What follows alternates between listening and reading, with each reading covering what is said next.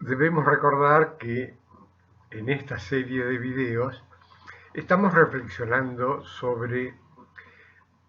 las ideas más audaces de los pensadores anglosajones del siglo XX, eh, que culminan de alguna manera en enfoques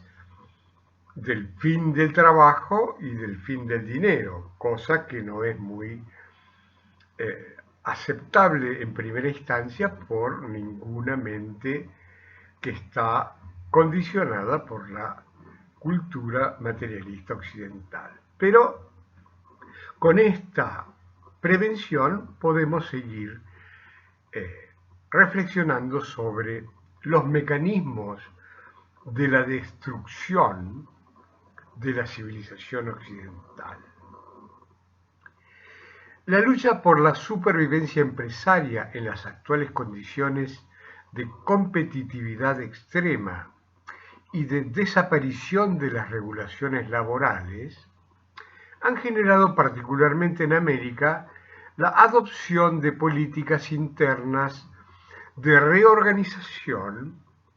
que se conocen con los nombres de downsizing y reingeniería.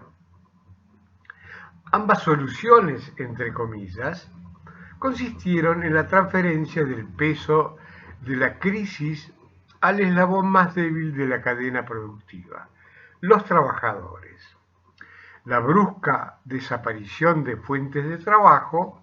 afectó en primera instancia a los empleados de menor categoría, a los menos preparados y a los menos capaces, quienes pasaron a generar los bolsones de desamparados que existen en todas las ciudades americanas, que se sumaron a los pobres de siempre.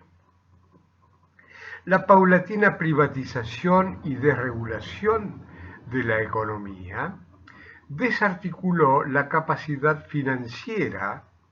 de los estados municipales, provinciales y nacionales de los países sometidos a las directivas del Fondo Monetario Internacional y del Banco Mundial, administradores de las deudas externas, con lo cual todas las inversiones, entre comillas, no rentables, de generación de infraestructura energética, educativa, sanitaria, habitacional, de transporte, etc., fueron utilizadas para pagar los intereses de las deudas externas. Ello generó que otro contingente de trabajadores,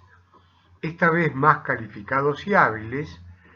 pasaran a engrosar las filas de los desocupados. Las únicas inversiones son privadas y obviamente deben ser rentables, es decir, que debe estar garantizado el retorno de la inversión en el plazo más breve posible. De modo que el beneficio principal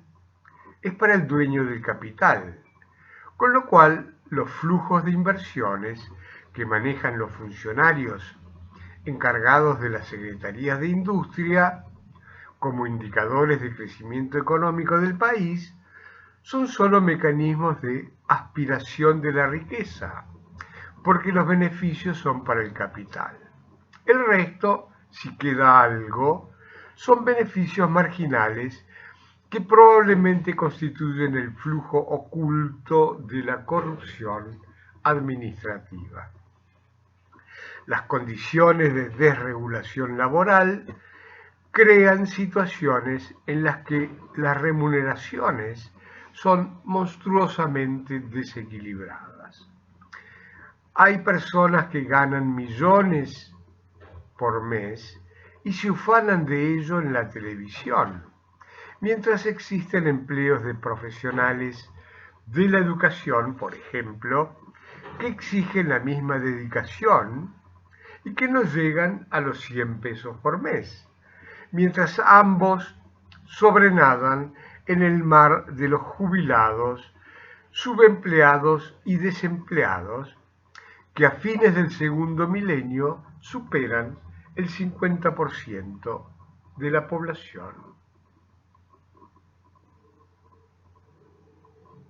La muerte prematura de las empresas. Estos mecanismos destructivos no han sido denunciados, como pudiera creerse,